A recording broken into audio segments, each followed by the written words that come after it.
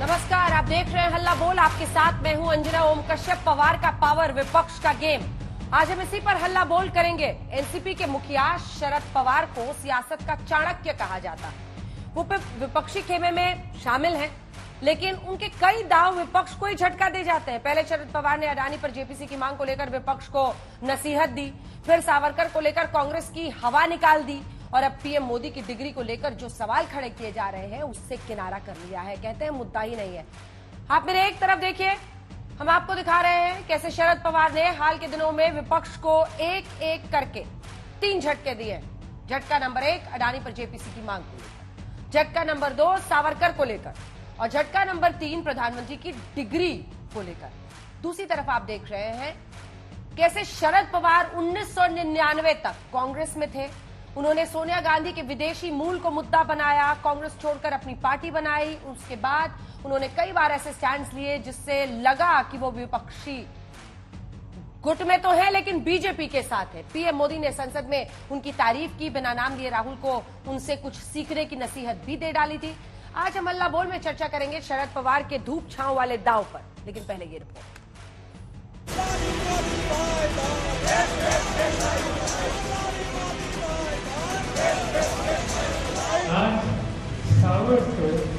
ये national issue नहीं है। पहले सावरकर कि हमारे सामने दूसरे इशू ज्यादा इम्पोर्टेंट है। फिर अडानी मामले पर जेपीसी,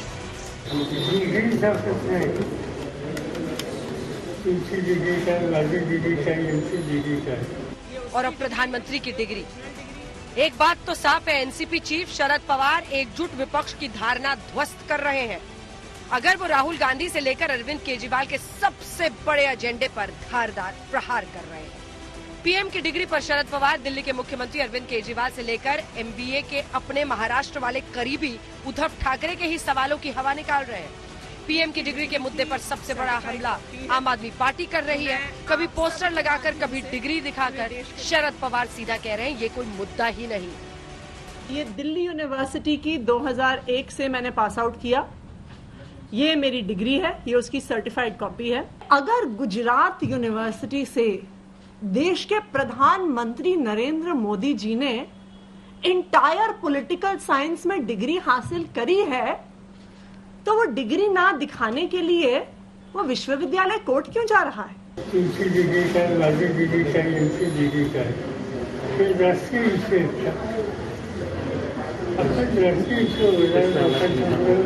नेताजी, महागाई, कायदा सुव्यवस्था, असे अनेक प्रश्न आहेत आणि त्याचं उत्तर या राज्य सरकार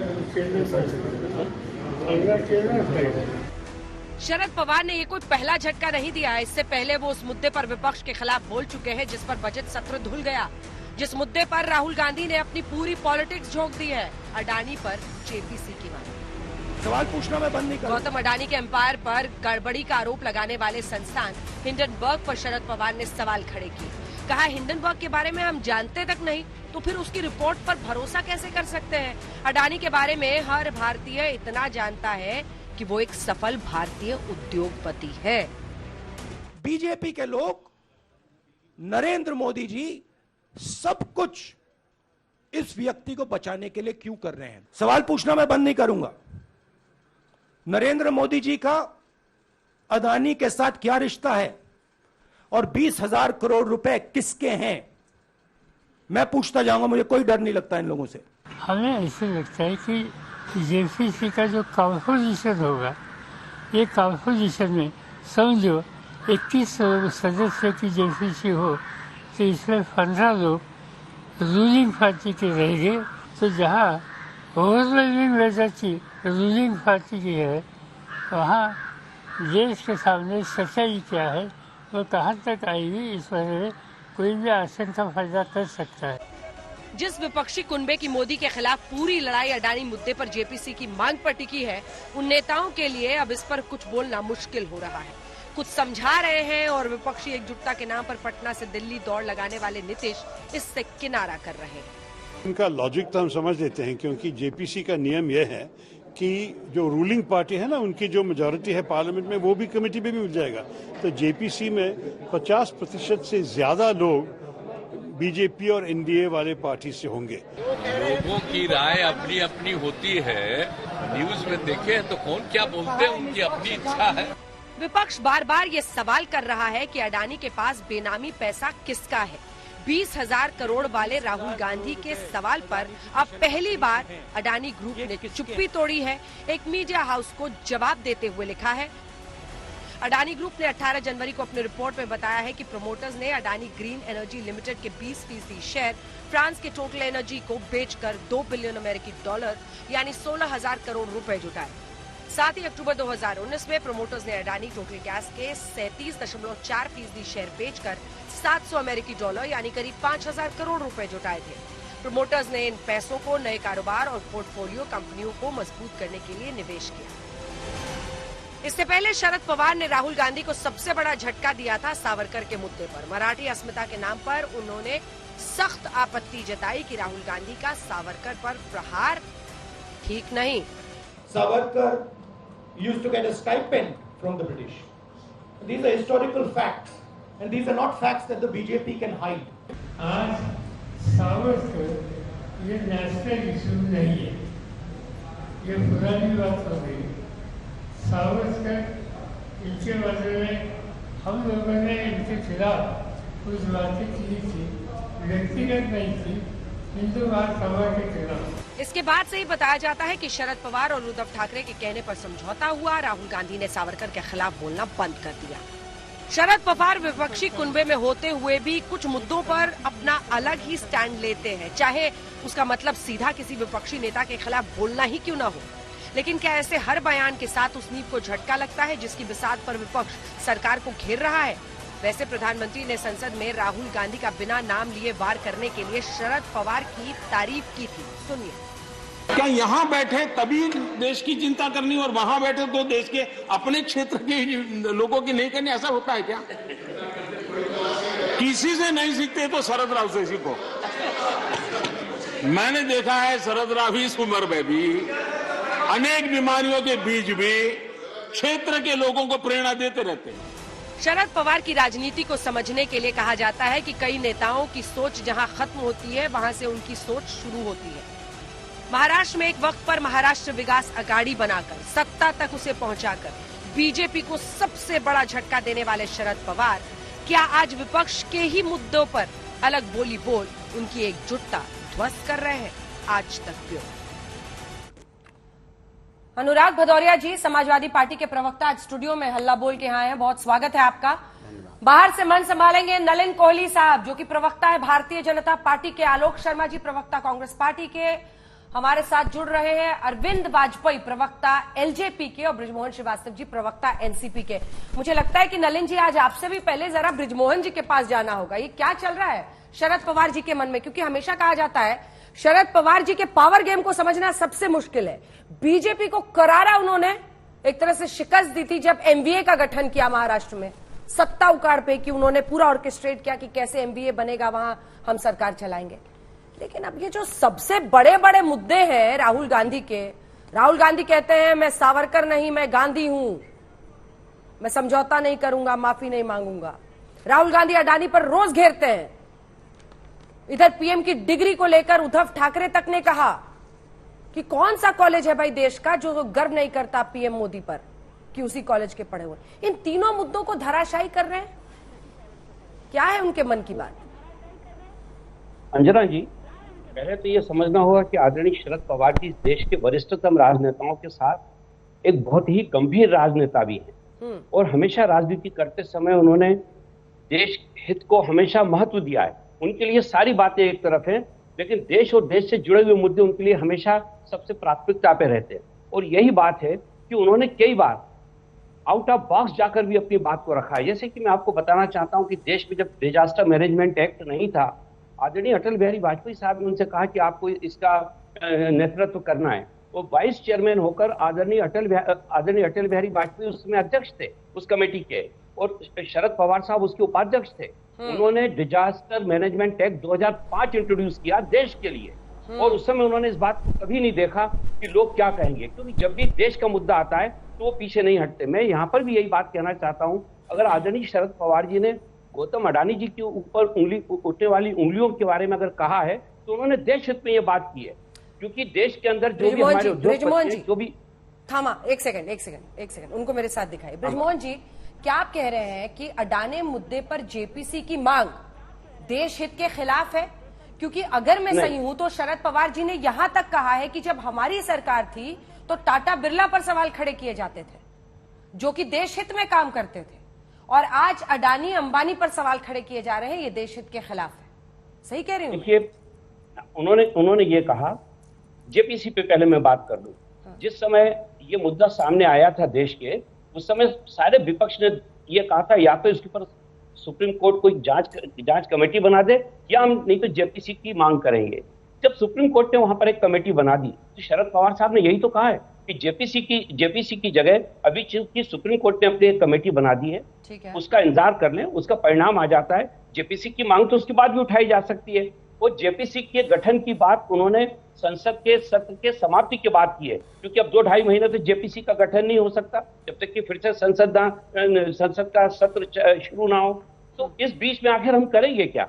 और जो मुद्दे पहले से जनता के बीच में, देखिए आपको एक बात और देखना होगी अंजना जी, कि ये जो विपक्षी एकता है, ये तो अडानी साहब का मुद्दा तो अभी आया है। विपक्षी एकता की बात तो पिछले 3 साल से चल रही है लगातार, और उसके अंदर जो मुद्दे हैं वो कौन से मुद्दे? बेरोजगारी है, महंगाई है, किसानों के मुद्दे हैं। इस देश में जिस प्रकार से संवैधानिक संस्थाओं का, उस संविधान का दुरुपयोग किया जा रहा है, उस पर चर्चा हो रही है, और ये सारी चीजें आज देश के आम आदमी तक पहुंची हुई है।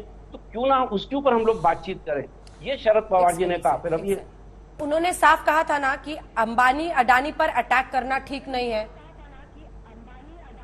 हाँ, बिल्कुल। ये उन्होंने क्यों कहा, ये भी उन्होंने स्पष्ट किया। उन्होंने कहा कि देश में जो उद्योगपति हैं, जो व्यापारी वर्ग है, अगर इस पर कोई बाहर का व्यक्ति अगर कोई उंगली उठाता है तो हमको ये देखना होगा कि उंगली उठाने वाले लोग कौन है, उनका मंतव्य क्या है, और वो इस प्रकार से हमारे कहीं देश को कोई नुकसान तो नहीं पहुंचाना चाहते। ठीक है आलोक जी, मैं सोचता हूँ कि एक गंभीर राजनेता के रूप में उनका ये वक्तव्य बिल्कुल देश हित में है।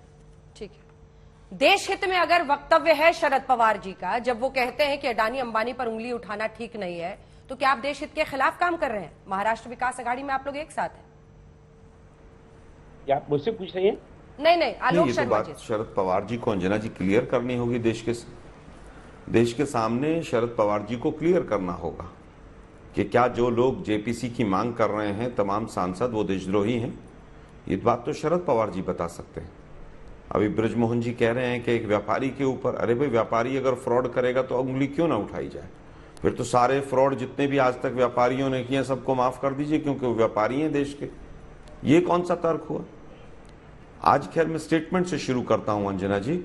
स्टेटमेent उनकी है कि डिग्री से ज्यादा important unemployment, inflation and law and order का मामला ज्यादा बड़ा मुद्दा है। हम ये कह रहे हैं कि डिग्री किसी के पास है या नहीं ये इंपॉर्टेंट नहीं। एक इलेक्टेड पोस्ट पर आदमी बिना डिग्री के भी हो सकता है, लोग आए भी हैं, गए भी हैं, लेकिन दुर्भाग्य इस बात का है कि जो डिग्री है क्या वो सच है कि नहीं, ये बताने के लिए देश के गृह मंत्री और कानून मंत्री को आना पड़ता है। आज हालत यह है कि कोई यूनिवर्सिटी आकर, आज तक उस यूनिवर्सिटी ने नहीं कहा कि भी हमारे यहाँ के स्टूडेंट थे, उस बैच के स्टूडेंट थे। तमाम सवाल हैं। सवाल ये नहीं है कि डिग्री इंपॉर्टेंट है, सवाल ये है कि क्या वो डिग्री फेक है, और अगर फेक डिग्री है तो क्या फिर मोदी जी डिस्क्वालीफाई होंगे, और अगर फेक डिग्री है तो क्या मोदी जी की डिग्री फेक होने के माध्यम से जो एफिडेविट उन्होंने इलेक्शन कमीशन में दिया वो फेक है? सवाल ये हैं बड़े कि जो लोग कहते हैं कि हम बनारस को क्योटो बना देंगे, उनकी डिग्री फेक अगर है, ठीक है, इस पर जांच की बात है। लेकिन दुर्भाग्य है कि 25,000 का जुर्माना उस व्यक्ति पर लग जाता है जो व्यक्ति डिग्री की बात करता है। लॉ एंड ऑर्डर की बात है, इन्फ्लेशन की बात है। क्या अडानी के मोनोपोलाइजेशन से इन्फ्लेशन नहीं बढ़ रहा है? हम पूछना चाहते हैं। आप भ्रष्टाचार की लड़ाई की बात करते हैं तो क्या ड्रग्स का पैसा है वो 20,000 करोड़ रुपया किसका है? एक पूरी सरकार एक व्यापारी को बचाने पर क्यों है, क्यों आतुर है? और अब अगर शरद पवार साहब भी बचाने पर आतुर हैं तो हम तो पूछना चाहते हैं, भाई ये रिश्ता क्या है आप लोगों का? आप लोग क्यों बचाना चाहते हैं एक व्यक्ति को? आप कहिए कि जेपीसी से जांच होनी चाहिए, और जेपीसी से भी अगर कठोर कोई चीज हो सकती है तो वो होनी चाहिए। जेपीसी में ये नहीं होगा, जेपीसी में वो नहीं होगा। आप इस तरह के एक्सक्यूजेस दे रहे हैं तो कहीं ना कहीं आप जो विपक्ष अंजना जी, देखता है उस पर कहीं ना अंजना कहीं जी, ब्रेक मारने का काम कर। डायरेक्ट सवाल खड़ा कर रहे हैं वो लेकिन एक शरद बात पवार सही जी है पर। डायरेक्ट कि सवाल पूरा खड़ा कर रहे हैं, भारत आलोक जी रुक जाइए। पूरा डायरेक्ट भारत सवाल जान खड़ा कर गया रहे हैं है। शरद पवार जी पे। वो कह रहे हैं कि अगर डिग्री फेक है तो कार्रवाई होनी चाहिए। दूसरा वो जेपीसी पर भी कह रहे हैं कि अगर ऐसा नहीं है तो साबित करें। क्या बाकी विपक्षी नेताओं को देशद्रोही कह रहे हैं शरद जी? देखिए, देश के नेताओं को विरोधी नहीं कहा जा रहा है या देशद्रोही नहीं कहा जा रहा। शरद पवार जी ने अपने अनुभव के आधार पर जेपीसी के बारे में बोला है। अगर उससे, और साथ ही साथ उन्होंने भी 2 रोज पहले नासिक में इस बात को स्पष्ट कर दिया कि अगर मेरे जो सहयोगी दल हैं वो यदि ये महसूस करते हैं कि जेपीसी की मांग को उठाना चाहिए, मैं उनके साथ हूं। मैंने तो अपने विचार व्यक्त किए और मैं सोचता हूं कि एक राजनेता होने के नाते अगर उन्होंने अपने विचार व्यक्त किए हैं तो उस पर कोई आपत्ति किसी को लेना नहीं चाहिए। इसके पहले कांग्रेस ने भी कुछ ऐसे मुद्दे उठाए जिनसे हम लोग सहमत नहीं थे। हमने उनके सामने उस मुद्दे को रखा और उन्होंने इस बात को स्वीकार किया कि आगे से हम इन मुद्दों पे चर्चा नहीं करेंगे। तो ये देखिए कि ये 20 दल हैं और सारे दलों के अपने अपने गठबंधन के अपने अपने नाम्स हैं।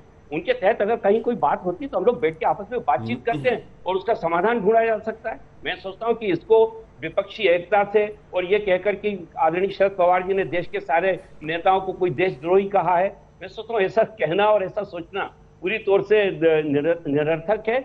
और इस बात पे हमको गंभीरता से ये चिंतन करना चाहिए कि क्या जेपीसी के गठन के पहले अगर सुप्रीम कोर्ट की रिपोर्ट आ जाती है तो क्या उसके बाद जेपीसी का गठन नहीं हो पाएगा? उसके बाद भी हम मांग कर सकते हैं।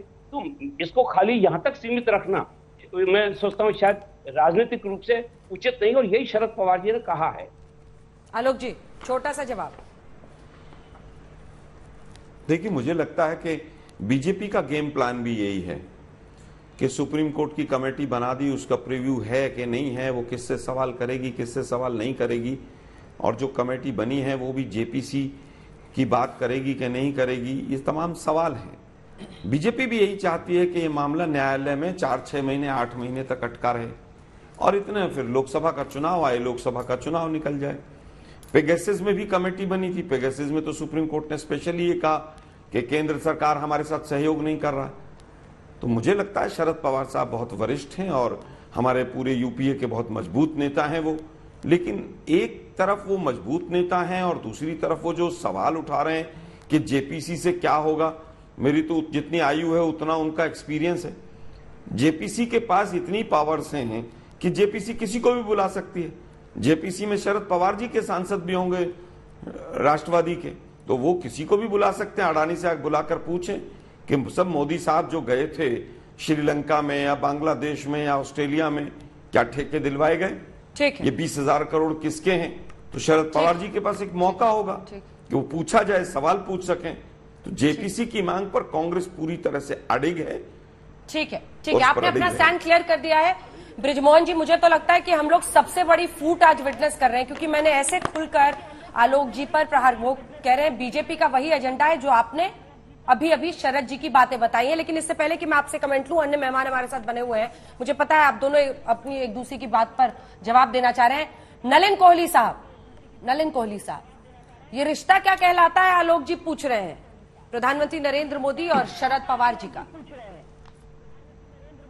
ऑडियो एको कर रहा है। कांग्रेस पार्टी बदल गई है, ऑडियो एको कर रहा है। और मेरी आवाज आप तक आ रही है ठीक ठाक अंजना जी? बिल्कुल। और मेरी आवाज आप तक आ रही है ठीक ठाक? Thank you. तो अंजना जी, कांग्रेस पार्टी बदल गई। कांग्रेस पार्टी एक एजेंडा मैन्युफैक्चर करने में लगी है। क्यों? क्योंकि उनको नेतृत्व को मैन्युफैक्चर करना है, खड़ा करना है। विषय ये है और सरल है। मिस्टर कोहली, आपने शायद वहाँ टीवी ऑन किया हुआ है, आपको उसको बंद करना पड़ेगा सर। उसका ऑडियो एको करके आ रहा है यहाँ पे। वो टीवी या कुछ चल रहा है क्या? नहीं है? अच्छा, ठीक। मेरा टीवी का ऑडियो बंद है। मेरा टीवी बंद। ठीक, अच्छा, ठीक। कुछ या बोलूं? बोलिए। या बोलूं? हाँ, थैंक यू। भाजपा का सहयोग नहीं कर रहे, मतलब भाजपा के एजेंडा पे नहीं लगे। शरद जी बहुत वरिष्ठ व्यक्ति है और भाजपा के विरुद्ध उन्होंने सरकार बनाई महाराष्ट्र में। जैसे आपने कहा, शरद जी राहुल गांधी जी को नसीहत दे रहे हैं कि भाई अगर नेता बनना है या आपको राजनीति करनी है देश में, तो समझ लीजिए आप क्या करें, एक एक करके चले। 20,000 करोड़ का घोटाला कौन से सर्टिफिकेट से ये निकला है, किसने 20,000 करोड़ दिया, कहां से आया? राहुल गांधी जी का पुवाच तो नहीं है ना, उनका बयान है। और 20,000 करोड़ रुपए ये फिगर कहां से आई?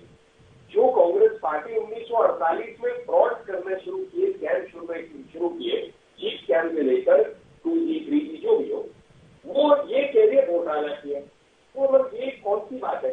उन्होंने रफेल किया 2019 से पहले, सुप्रीम कोर्ट का करारा जवाब मिला। दूसरी बात आप आई, उन्होंने कांग्रेस पार्टी को, ये बड़ी इंटरेस्टिंग बात है, और अनुभव जी कहते हैं कि जो लोग प्रश्न उठा रहे जेपीसी का वो देशद्रोही है। तो इसमें देशद्रोही का क्या है? देश हित में वो भी लग सकते हैं जो देशद्रोही मतलब नहीं है। तो मतलब आप ठीक कराना पड़ेगा, आपका ऑडियो फिर से कनेक्ट कराना होगा, आपकी आवाज ठीक से नहीं आ रही है और एको भी कर रहा है जब आपका प्रॉपर ऑडियो लेते हैं। थोड़ा सा इंतजार कर लीजिए, थोड़ा सा इंतजार कर लेते हैं। अनुराग भदौरिया जी, देखिए मुझे स्टैंड नहीं, पहले सवाल तो सुन लीजिए सर, स्टैंड तो क्लियर कीजिए। पता है हाँ, वही जो स्टैंड आपने क्या पूछा, है? यही तो चूंकि भारतीय जनता पार्टी बहुत ही होशियार पार्टी है, इससे बहुत बच के रहने की जरूरत है। अब देखिए कितनी चालाकी से वो हमारे विपक्ष में एक सेंध लगाने की कोशिश करती है, जो विपक्ष एकता उनको दिखाई दे रही है। शरद पवार जी ने, वो सबसे आदरणीय हैं, सम्मानित हैं, उन्होंने ऐसा कुछ नहीं बोला है, लेकिन कितने बड़ी तरीके से उसको पेश किया जा रहा है कि विपक्ष में फूट हुई, विपक्ष, अरे ये हमारे विपक्ष की में लोकतंत्र है जो उनके यहां पे नहीं है। भाई किसी का अपना मत हो सकता है, अपनी बात कह सकते हैं, कहने का सबको अधिकार है, उन्होंने अपनी बात कही है। भाषण हो गया हो तो बताइए, जेपीसी चाहिए नहीं चाहिए? देखिए एक बात उन्होंने भी साफ साफ बोला है, उन्होंने भी बोला है कि भाई जेपीसी होनी चाहिए, क्योंकि वो ये कह रहे हैं, नहीं, वो कह रहे हैं सुप्रीम कोर्ट मॉनिटर्ड कमेटी बन गई है। हाँ, जेपीसी हाँ, तो वो यही कह रहे हैं कि जेपीसी में चूंकि उनके पास सदस्य ज्यादा है, बहुमत उनके पास है, तो इसमें हो सकता है कि हमें दिक्कत आ सकती है, लेकिन सुप्रीम कोर्ट वाला मामला ठीक रहेगा, यही तो वो कह रहे हैं ना। तो ठीक है, उसमें एक बार चर्चा कर लेंगे, वो बैठ के विपक्ष फिर आपस में चर्चा कर लेगा, इसमें दिक्कत कहां है? बीजेपी के पेट में दर्द क्यों हो रहा है? मैं कहता हूं इसमें आलोक जी भी वही कह रहे हैं, लेकिन वो शब्दों का फिर वो कह रहे हैं कि जब उन्होंने बोली ये बात, ठीक है, विपक्ष फिर एक बार बैठ लेगा, फिर उस पर चर्चा कर लेगा, इसमें दिक्कत कहां है? देखिए सवाल ये है, जिनको भारतीय जनता पार्टी बात करती है जिन नेताओं के बारे में, वो नेता बहुत सम्मानित हैं, तो क्या भारतीय जनता पार्टी उन नेताओं का कितना सम्मान किया ये भारतीय जनता पार्टी बता दे। हमारे यहां तो विपक्ष में एक बार जब आपने देखा होगा यूपीए सरकार में किस तरह से अटल बिहारी वाजपेयी जी को उसमें विपक्ष के नेता होते थे, उनको जिनेवा भेजा गया था कि नहीं भेजा गया था? देश में जब एक कमेटी गई थी तो उनके साथ वो कमेटी के सदस्य थे कि नहीं थे? आपने कितनी बार भेजा है? आजाद साहब को कितनी बार भेजा? पवार साहब को कितनी बार भेजा? और नेताओं को कितनी बार आपने भेजा देश को रिप्रेजेंट करने के लिए? क्योंकि आप ये बताइए ना, आप अपनी बातों को क्यों छुपाना चाहते हैं? आपने उनका, अब वो तो राष्ट्र की बात कर रहे हैं ना, राष्ट्र के नेता है ना, इतने उनसे ज्यादा सम्मानित नेता कौन है? आदरणीय पवार साहब से ज्यादा सम्मानित नेता कौन है? विपक्ष में सबसे सम्मानित नेता है, देश में सम्मानित नेता है। बीजेपी ने कितनी बार उनको अटल बिहारी वाजपेयी की जगह या कुछ अच्छी जगह पे देश का रिप्रेजेंट करने के लिए भेजा? नहीं भेजा ना आज तक।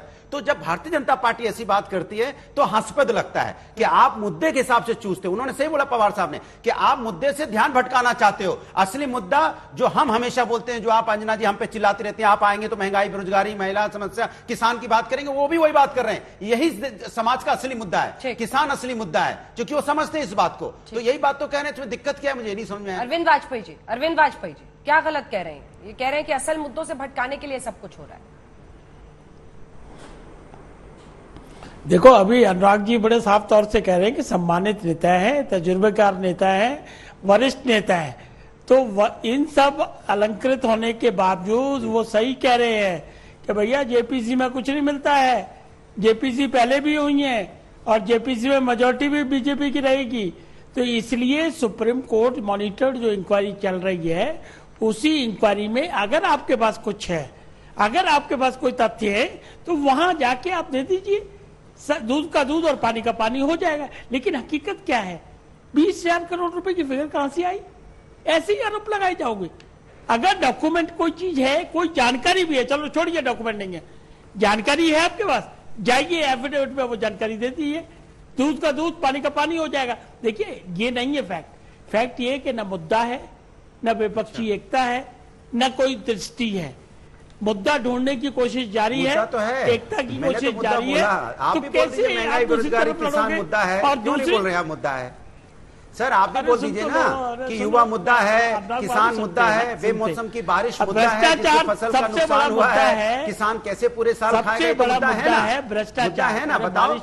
ये मुद्दा नहीं है, कभी रोजगार मुद्दा नहीं है, भ्रष्टाचार मुद्दा है। आप भी गोमती रिवर फ्रंट कहा, फिर आप गोमती रिवर फ्रंट के बारे में हम आपसे पूछे महंगाई का क्या हालत है, तो आप गोमती रिवर फ्रंट चले जाते हो। हम कहते हैं बेरोजगारी का क्या पोजीशन है, आप गोमती रिवर फ्रंट चले जाते हो। कमाल है, उनका पूरा का पूरा परिवार भ्रष्टाचार में घरा हुआ है। इंक्वायरी सबकी चल रही है। कोऑपरेटिव बैंक की जितना घोटाला हुआ है, जवाब नहीं होता है तो फिर इधर उधर घोटाला, हम बात जवाब लेनी करते हैं, आप उधर भाग जाते हैं। हम आपकी बात करते हैं, आप तब की बात करते हो। कमाल है भाई, अब और तब में अंतर होता है। वकील साहब बड़ा साफ कर दिया है कि भैया देश के लिए सबसे बड़ा मुद्दा भ्रष्टाचार है, नंबर 1। दूसरा मुद्दा ये है कि गरीब की आंखों के आंसू कैसे पहुंचे जाए, और जिसके लिए पिछले 9 साल से ये सरकार काम कर रही है, उससे मुकाबला है। चूल्हे दिए, घर दिए, गैस दिए, उससे मुकाबला है। फ्री राशन दे रहे हैं, उससे मुकाबला है। और देश में मैंने पैर पे खड़े मत होने देना, चल चुकी है। आप लाइन में लगाए रहना चाहते हैं, रोजगार नहीं देना चाहते। आप सोचते हैं आप अपने लगे रहिए, कोशिश में लगे रहिए, उससे बनाने वाला मुद्दा नहीं। ये लाइन में लगवाना चाहते हैं। बच्चे की फीस कौन भरेगा? मारिए, आपने आटा चावल तो दे दिया, चलिए आपकी बात मान ली। बच्चा स्कूल में कैसे पढ़ेगा? बच्चा किसी अच्छे स्कूल में पढ़ सकता है क्या? अगर उसके पिताजी के पास पैसे नहीं होंगे, रोजगार नहीं होगा, तो अच्छे स्कूल में एडमिशन दे सकता है क्या? आप खाली पेट भर ले, हमने आपको राशन दे दिया, पेट भर लो बस और सो जाओ। बच्चा अनपढ़ रह जाए, फिर उसके बाद बच्चा लाइन में लग जाए 4 किलो चावल के लिए, बच्चे के बाद बच्चा लाइन में लग जाए। आप पूरे एक जनरेशन से जनरेशन ट्रांसफर करना चाहते हो, सब लाइन में लग रहे हैं 5 किलो आटा के लिए। कमाल की बात करते हैं प्रभु आप भी। अरविंद जी 2 लाइन। हम ये कह रहे हैं कि ये जो इनका मुकाबला किस तरफ से है, कहां से है, किन मुद्दों पे, इनको ये भी नहीं जानकारी। जो फ्री का मुफ्त राशन गरीब को मिल रहा है, उसको आप ये कहते नहीं हम डबल देंगे, वो कहता नहीं हमें नहीं चाहिए, जो दे रहा है हमको वही चाहिए। जो दलितों को सम्मान मिला है वो उसकी वजह से वोट देगा। जो आप रिजर्वेशन के नाम पे डराते कि कोई छेड़छाड़ नहीं हुई आज तक, उस पर वोट मिलेगा। गरीबी हटाने के प्रयास जारी हैं, उस पर वोट मिलेगा। और सबसे बड़ा वोट मिलेगा भ्रष्टाचार पे। और आप अपने जेल की तैयारी करिए कि जेल से कैसे बचा जाएगा। देश की बात आपके मुंह से अच्छी नहीं लगती, आप अपने आप को बचाइए बस। ये सबसे बड़ा इस वक्त मुद्दा है आपके लिए। सबको क्या और दूसरों पे आरोप लगाते हो तो उससे पहले अपने गिरेबान में जाके। अरे हम तो गरीब की बात कर रहे थे प्रभु, आप बताइए गरीब रेखा से कितने लोग ऊपर आ गए? आज इंडेक्स क्या है बताइए, भुखमरी का बताइए ना। 121 में कितने नंबर पे हम? यही बात है ना अनुराग भदौरिया जी, बीजेपी के नेता ने नहीं बोला, कोहली साहब आप बोलिएगा। उद्धव ठाकरे जी ने भी कैसे प्रश्न खड़ा किया प्रधानमंत्री की डिग्री को लेकर। ब्रिजमोहन जी आप भी सुनिएगा, कोहली जी इस पर जवाब दीजिएगा, जल्दी से सुना दीजिए, क्योंकि वो उन्होंने मराठी में भाषण दिया था, वो हिस्सा निकालना थोड़ा मुश्किल हो गया था, अब जाकर मिला है, सुनाइए।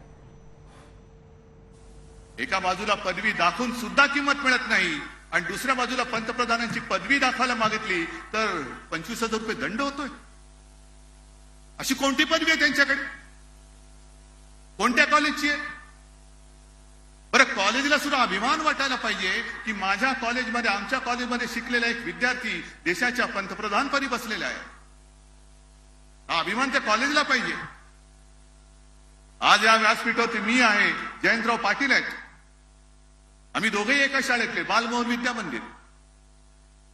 आपलं मंत्रिमंडळ जेव्हा आलं, शाळेने मोठ्या अभिमानाने आम्हाला बोलवलं होतं। मी मुख्यमंत्री आणि जयंतराव कॅबिनेट मंत्री, या शाळेतले 2 मंत्री आणि राज्याचा मुख्यमंत्री आमच्या शाळेतला, केवढा मोठा अभिमान त्या शाळेला वाटला होता।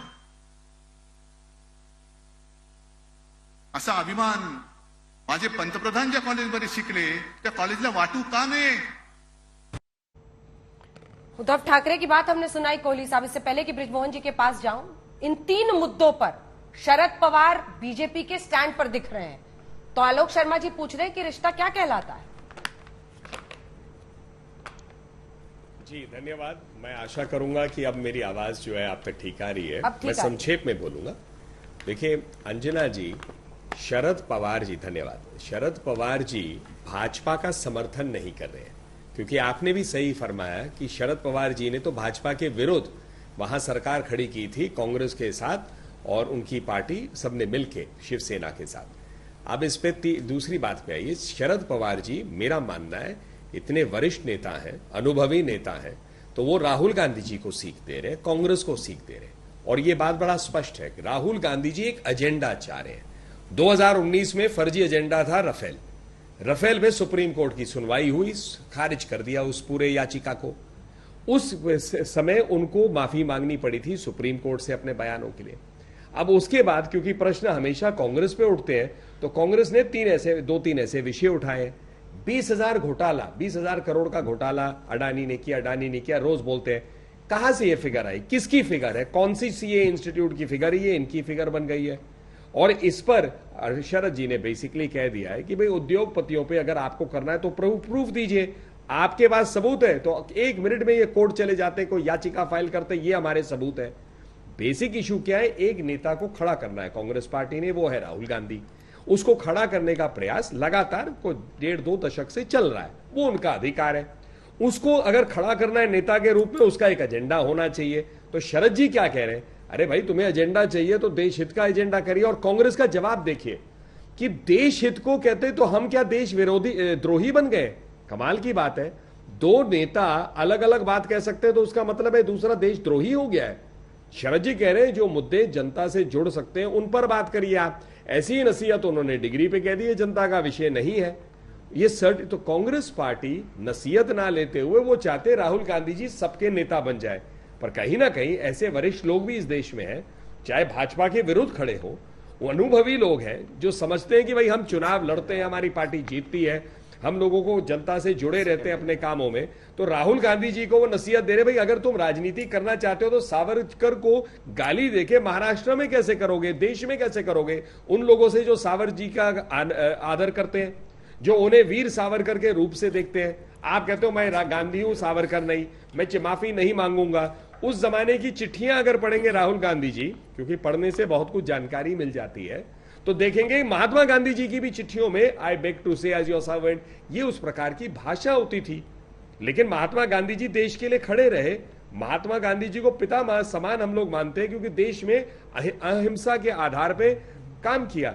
लेकिन राहुल गांधी जी को ये कौन समझाए ना, तो उनके साथ जो लोग जुड़े हुए हैं, जी। जो भी उनके हम उम्र के हो, उनसे वरिष्ठ हो, जैसे भी हो, वो उनकी प्रॉब्लम है। तो ये बात नसीहत की बात है, ये भाजपा के समर्थन की बात नहीं है।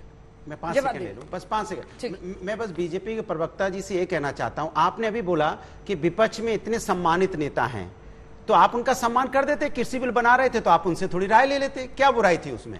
आप आज इतनी सम्मानित बोलते हैं, अच्छा लग रहा है मुझे, कम से कम विपक्ष के नेताओं को आप सम्मानित बोल रहे हैं। वो सम्मानित हैं, आदरणीय हैं, रिस्पेक्टेड हैं देश के लिए, तो आप उनका अनुभव ले लेते ना। कृषि बिल जब आप पास कर रहे थे, बेकार हमारे कितने किसान भाइयों की मौतें होगी बताइए आप, तब आपने उनका इस्तेमाल नहीं किया, तो आप कब इस्तेमाल करेंगे इनका। इन लोगों का तो आपको इनके मार्गदर्शन लेते रहने चाहिए समय समय पे। ये मेरा सुझाव है आपको विपक्ष में होने के नाते। ठीक है, एक बार छोटा सा जवाब मैं एक वाक्य कह दूं? हाँ। आपकी अनुमति से एक वाक्य। हाँ, बहुत छोटा। मैं तो सबको सम्मान से बात करता हूं और सम्मानित सबको मानता हूं, और इतना ही जरूर कहूंगा, दिक्कत वो नहीं है। दिक्कत है कि कांग्रेस पार्टी चाह रही है सब राहुल गांधी जी के विचारों का सम्मान करें। कहीं ना कहीं ये संदेश आ रहा है कि भैया आप सम्मानित हैं राहुल जी, लेकिन थोड़े आपके विचार जो है अगर देश हित में हो तो हम सब शायद कुछ कर पाए, मुझे ऐसा लगता है। बाकी तो ये तो कांग्रेस पार्टी और एनसीपी को ही देखना है। अब ब्रिजमोहन जी आप बोलिए, उसके बाद से आलोक जी के पास में जाऊंगी। ब्रिजमोहन जी, हमने उद्धव ठाकरे जी को भी सुनाया, वो भी वही कह रहे हैं जो आलोक जी कह रहे हैं। ठीक है ना। अब देश हित में कौन है हमें समझाइए।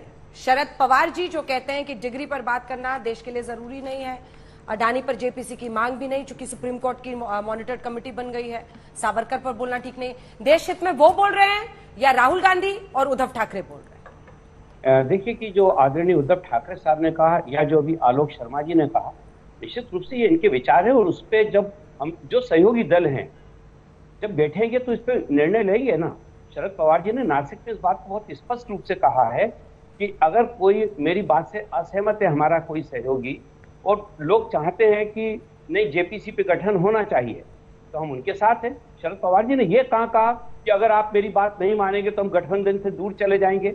अगर समझिए आदरणीय उद्धव ठाकरे साहब ने डिग्री का मुद्दा उठाया, आज कांग्रेस डिग्री का मुद्दा उठा रही है, या आदरणीय अरविंद केजरीवाल जी ने मुद्दा उठाया है, अगर ये आगे बढ़ते तो इसमें हम हमारा अपना विचार है। अगर इनको हमने रोका तो नहीं ना ये कार्रवाई करने से। अगर कल को कोर्ट पे जाकर ये डिग्री के खिलाफ कोई एक्शन लेते हैं, जैसा रिप्रेजेंटेशन ऑफ पीपुल्स एक्ट में है कि आदमी को अपनी डिग्री बतानी है, अगर उसमें उन्होंने कोई गलती की है तो उस पर कानूनी कार्रवाई करने की छूट तो है, आगे बढ़े, उसमें किसने रोका है। और हम लोग इस मामले में राष्ट्रवादी कांग्रेस पार्टी और आदरणीय शरद पवार जी इस मामले में बहुत ही स्पष्ट है। हम लोगों ने अपनी बात रखी है, लेकिन हम लोग गठबंधन का अभिन्न हिस्सा हैं और गठबंधन के केंद्र में कांग्रेस है, इसको हम सारे लोग जानते हैं। इस पे कोई विवाद की स्थिति है ही नहीं। लेकिन फिर भी अगर किसी को ऐसा लगता है कि इस बात को कहने से गठबंधन में कोई दरार आ जाएगी, तो मैं स्पष्ट कर देना चाहता हूं कि ये मुद्दा तो अभी आया है। गठबंधन तो पिछले 3 साल से लगातार हम लोग एक दूसरे से मिलकर साथ काम करने की बात कर रहे हैं। लगातार हम लोगों ने इस मुद्दे को उठाया कि देश में लोकतांत्रिक संस्थाओं का दुरुपयोग नहीं होना चाहिए, और आज भी वो चीजें हैं। महंगाई, गरीबी और किसानों का मुद्दा आज भी देश के सामने है। इस पे क्यों नहीं बात होना चाहिए? इस पे पूरा विपक्ष एकजुट है, ये मैं आपको स्पष्ट रूप से कहना चाहता हूँ। इसमें राष्ट्रवादी कांग्रेस पार्टी और हमारे आदरणीय शरद पवार जी बिल्कुल इस मामले में स्पष्ट है। कहीं किसी प्रकार का कोई भ्रम या किसी प्रकार की नाइंसाफी नहीं है। ठीक ठीक। कोहली जी, आप हाथ उठा रहे थे, छोटा सा जवाब दीजिएगा, मुझे आलोक जी के पास जाना है। नहीं, मैं इतना ही कहना चाहता था कि ये बेसिक है कि अलग अलग पार्टियां हैं और विपक्ष की तरफ, ठीक है, हर पार्टी का अधिकार है वो अपने बयान दे।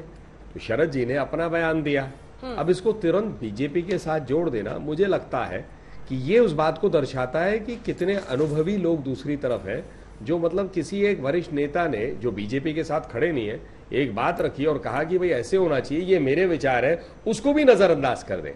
तो कांग्रेस पार्टी थोड़ी ना सारे नेता, सारी पार्टियों का एक किस्म से बॉस है कि भाई जो कांग्रेस पार्टी के नेता कहेंगे वही चालू होगा, नहीं है।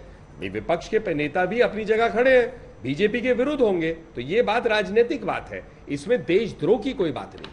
ठीक, आलोक जी, अब तमाम मुद्दों पर कांग्रेस पार्टी का स्टैंड, क्योंकि इसमें कोई इधर उधर के शब्द नहीं है। मैं बाशब्द उनको कोट करती हूं। शरद जी ने कहा कि अडानी को टारगेट करना ठीक नहीं है, अडानी अंबानी को, और मैं इस बात से सहमत नहीं हूं कि इसकी वजह से सदन में हंगामा किया जाए। जेपीसी की मांग को लेकर स्पष्ट उन्होंने कहा है। डिग्री की बात को वो नॉन मुद्दा मानते हैं।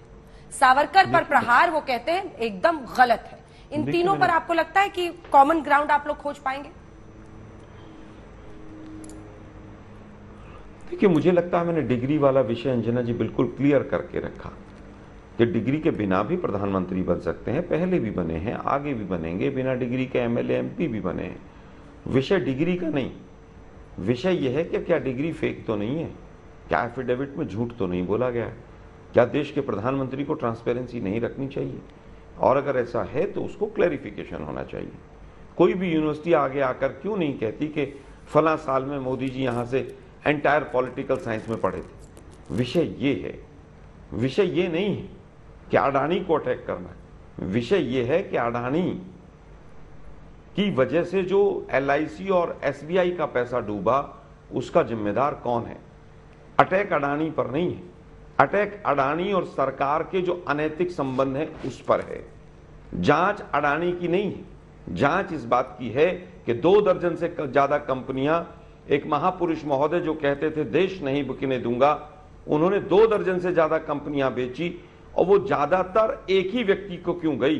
जांच इस बात की है, जांच इस बात की है कि 38 शेल कंपनियां किसकी हैं, जांच इस बात की है कि 20,000 करोड़ रुपया जो शेल कंपनीज के माध्यम से अडानी की कंपनियों में आया वो पैसा ड्रग्स का तो नहीं है।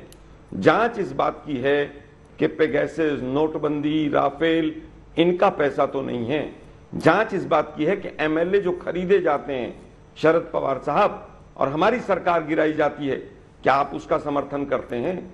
50 खोखे एकदम ओके जब नारे लग रहे थे महाराष्ट्र की विधानसभा के बाहर, आपके एमएलए भी वहां पर खड़े थे, तो क्या वो गलत था? हम जांच किसी व्यापारी की नहीं करा रहे, हम जांच फ्रॉड की कराना चाहते हैं, और ये जांच होकर रहेगी। आज नहीं तो कल होगी, पक्का होगी। और वाजपेयी साहब, आपकी तो पार्टी को ही खत्म कर दिया बीजेपी वालों ने। आप किस मुंह से बीजेपी की बड़ाई करते हैं? 79% बच्चे मॉल न्यूट्रिशन से पैदा हो रहे हैं। कल की रिपोर्ट है 74% लोगों ने अपने खर्चे घटा लिए हैं। 6.5 करोड़ लोग बिलो पॉवर्टी लाइन वापस चले गए, और आप यहां मोदीनामा बैठकर पढ़ रहे हैं। 5 एमएलए थे, 5 में से 4 को तोड़ के दूसरी पार्टी बना दी और आप मोदी मोदी कर रहे हैं। कौन सी मजबूरी है ऐसी आप लोगों की? मुझे लगता है कि आज जांच होनी जरूरी है। ये दोनों मुद्दे देश के लिए इंपॉर्टेंट हैं। देश जाने कि चीन के लोगों को किस तरह से अडानी ने अपनी कंपनियों में रखकर हमारे राष्ट्रीय हितों को के साथ समझौता किया है। ठीक है, अनुराग जी भी बोले, एक साथ जवाब दीजिएगा। अगर चाइना के लोगों का इन्वॉल्वमेंट है, मुझे लगता है जो आदरणीय शरद पवार ने बोला है लास्ट में बिल्कुल सही बोला है कि भारतीय जनता पार्टी को असली मुद्दों पे बात करनी चाहिए, क्योंकि बेमौसम से बारिश से जिस तरह से किसानों की फसल का नुकसान हुआ है, जिस तरह से देश में बेरोजगारी बढ़ी है, जिस तरह से देश में महंगाई बढ़ी है, महिला समस्या बढ़ी है, आज देखिए क्या हालत है। पर नहीं बोलना चाहिए था। नहीं, उन्होंने तो बोला, यही तो लोकतंत्र है विपक्ष में भाई, आप सबको अपनी बात कहने का अधिकार है ना, वो हमारे सम्मानित है, उन्होंने कोई बात कही है, फिर बैठ के बात होगी तो बात हो जाएगी। ये कोई भारतीय जनता पार्टी की तरह थोड़ी है भाई, विपक्ष में भी एक लोकतंत्र दे, हम लोग लोकतंत्र को मानने वाले लोग हैं, सबका अपना मत होता है, सबकी अपनी बात होती है, सबकी अपनी राय होती है, वो सबसे सम्मानित हैं। डिग्री पर बात होनी चाहिए। नहीं, अब वो मैंने कहा ना, अब डिग्री पे वो बात बता रहे हैं, अब डिग्री के बारे में वो बताएंगे, वो कह रहे हैं कि अब डिग्री ये वो क्या कर रहे हैं? मैं कह रहा हूं कि डिग्री पर बात होनी चाहिए, विपक्ष की तरफ से नहीं होनी चाहिए। विपक्ष तो बात कर रहा है, विपक्ष तो उठा ही रहा है बात अपनी, अभी तो उनके सामने बोला इन्होंने। मैंने कहा मैं मुद्दों पे, आप मुझे मुद्दों से मत भटकाइए। मुद्दा नहीं है डिग्री। नहीं, मुद्दा शरद पवार साहब ने जो बोला उस पर आप आदरणीय शरद पवार पे इधर उधर चले जा रहे हैं। नहीं, शरद पवार ने क्या बोला,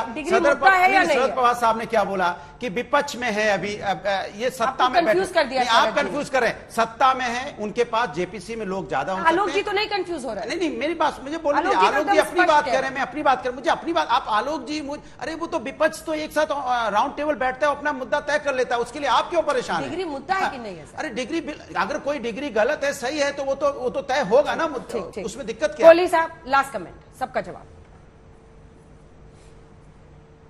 मैं 3 चीजें फटाफट कहूंगा। आलोक जी ने अभी आलोक जी मेरे मित्र भी हैं, उन्होंने कांग्रेस की तरफ से राफेल पे बात उठाई कि राफेल का पैसा कहां गया। अब राफेल का मामला सुप्रीम कोर्ट तक गया, सुप्रीम कोर्ट ने जजमेंट सुनाई, उस पर भी विश्वास नहीं, क्योंकि राहुल गांधी जी ने तय कर रखा है कि घोटाला हुआ है, इसीलिए, और कोई कारण नहीं है। दूसरी बात पे आइए, चीन पर जवाब मिलना चाहिए। अरे चीन के साथ मिल रहे हैं राहुल गांधी जी, जब डोकलाम में हमारे सैनिक खड़े होकर लड़ रहे थे, उस टाइम छिपकर उनके राजदूत से, चीन के राजदूत से राहुल जी मिल रहे थे। वक्त हमें इतने की इजाजत देता है, यहीं पर बहस का अंत करना पड़ेगा। आप सभी का बहुत धन्यवाद हमारे साथ जुड़ने के लिए। देखते रहिए आज।